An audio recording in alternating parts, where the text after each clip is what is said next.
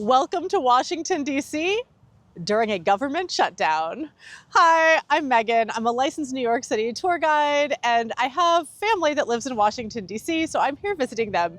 And I decided to make a video because in New York City, we've heard so much about how the government shutdown is affecting Washington, D.C., and how the National Guard is affecting Washington, D.C. So I thought while I was here seeing things with my own two eyes, I would share what the situation is really like with you. However, because I am a licensed New York City tour guide, I know that I need the help of Washington, D.C. tour guides to help share the full story. So my friends Caitlin and Rob are here as well. Before we get started, make sure that you click subscribe so you never miss a travel minute. Yeah, Muffin Talk. Ooh, Muffin Talk. Muffin Talks, bringing healing to those who need them most.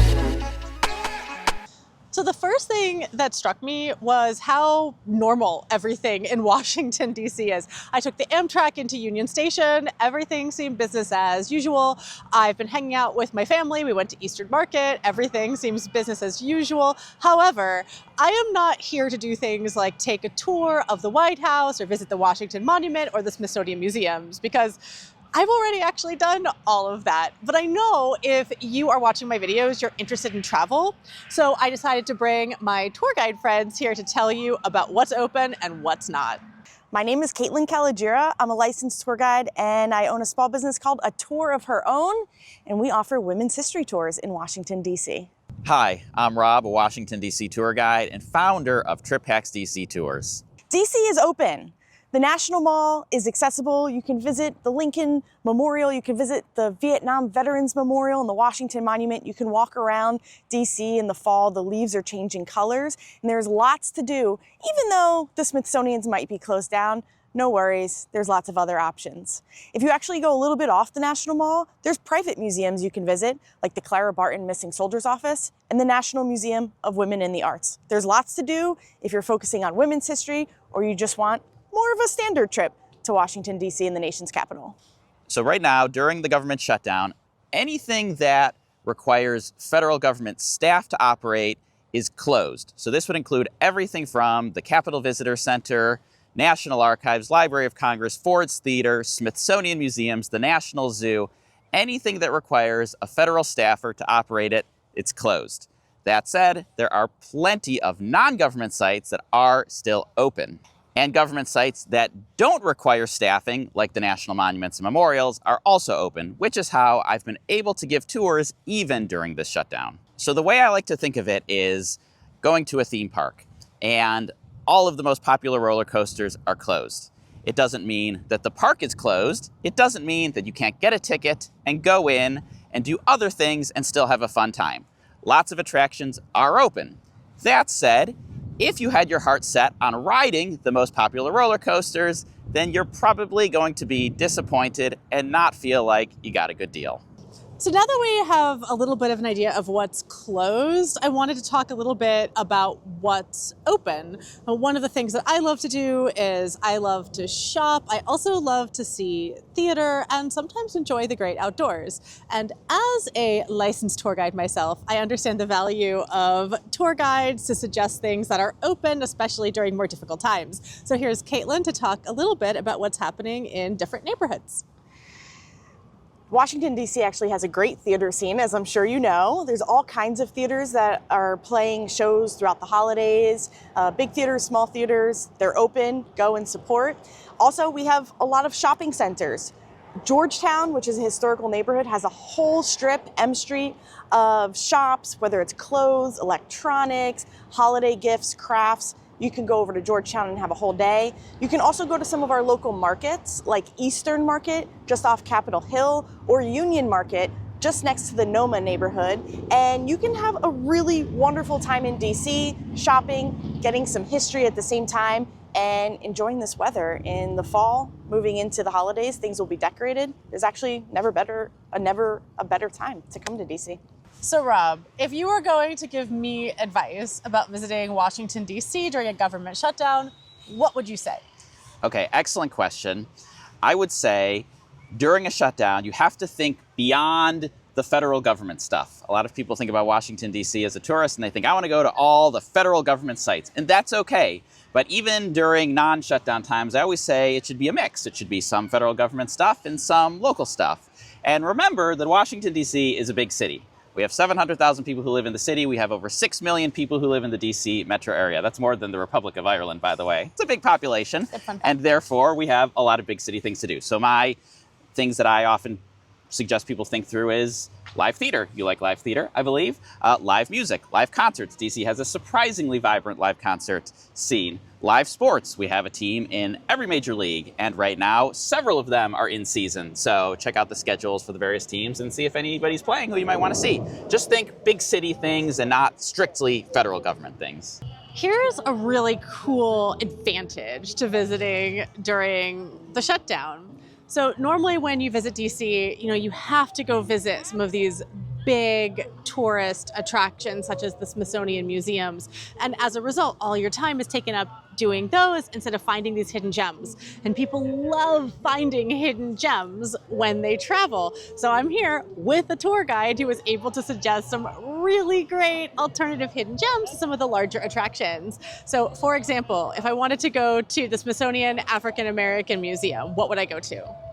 An alternative to the African American History and Culture Museum would be the Mansion and Museum on O Street. This is in the DuPont neighborhood, and it's kind of like a fun house. There's a lot of mirrors and hidden doors and quirky items, but there's a really deep history behind that.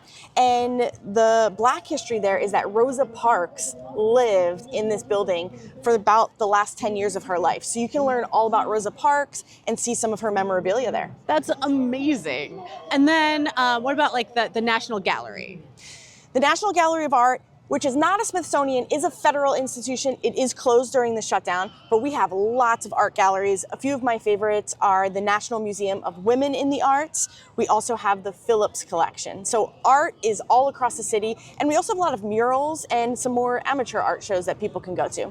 And you showed me some hidden art that has to do with women's history on some of your tours. So take her tour for more art. Yes. And then I know that the White House isn't closed because of the shutdown. That's not the reason why tourists aren't allowed.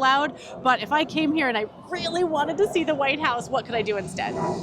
We have a brand new museum called the People's House, and it is basically an inside look to what the White House is on the inside. So if you can't go to the White House because there's a shutdown or there's construction or it's not accessible because you haven't done your background check, you can just go to the People's House, get a ticket, go inside, and you can see what it looks like for, state dinners, what some of the rooms look like, and you get to learn the history of the presidents and first ladies.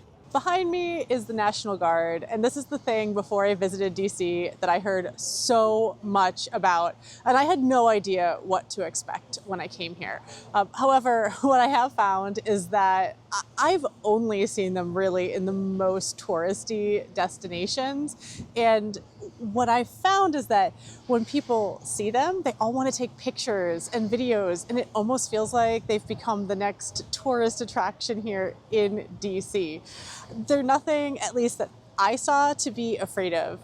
That being said, I have talked to a lot of locals who are really upset about the National Guard being here for many reasons, including feeling like just their presence has been here for so long so that it becomes normalized, and then perhaps one day their actions can be used to do harm. With regards to, is Washington, D.C. really dangerous? Do they need the National Guard? Everything that I've experienced has been like what's happening in the background right now. It's a group of people playing ultimate frisbee. Somebody's dressed up as a giant pickle. Someone's dressed up as Waldo from Where's Waldo. Everyone just seems happy enjoying the fall here in Washington, D.C.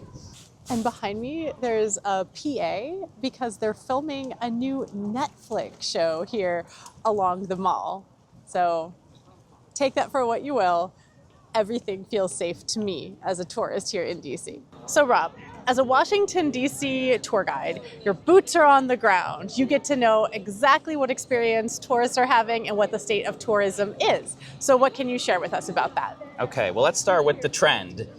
Tourism during the shutdown has been down. I'm not going to sugarcoat that. I'm not going to pretend like it's anything that it isn't. Tourism is down. TripX DC tours have had our worst October pretty much ever, aside from 2020, the COVID year. We've given the fewest number of tours, had the fewest number of bookings, and had the highest number of cancellations. So I think that that kind of speaks for itself as far as the trend.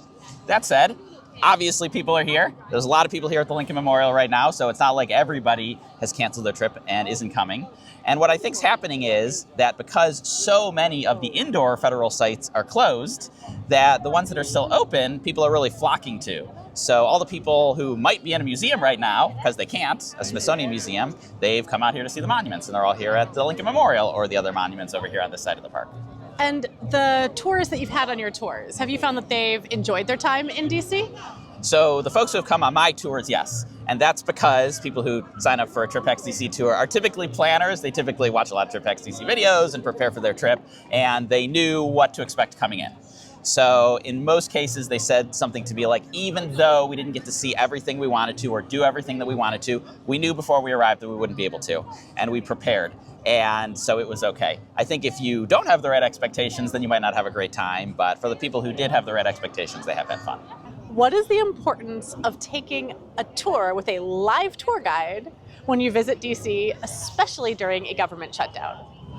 Booking with a tour guide gives you an advantage that makes your trip go smooth and fills in the gaps. So if something's not open, a tour guide will be able to reroute you, give you some other options. They'll also be able to interpret things from the outside. They know all the ins and outs of the city. So booking a professional tour guide is a great option for the shutdown when there are a lot of challenges. It's also good anytime because you might experience when you come here special events, protests, movie filmings, construction, and the last thing you want to have happen is your trip is ruined and you don't know how to problem solve. But a tour guide is a local expert, and we're here, we know this city, and we want to share that with you as a visitor so that you have the best experience possible. I hope that this video helped give you an idea of what you can do in Washington, D.C. during a government shutdown. There's still plenty to do. Thank you so much, Rob of Trip Hacks DC. Thank you so much, Caitlin of A Tour of Her Own. I will put their links to their tours in the comments. Oh, and make sure that you click subscribe. Happy travels!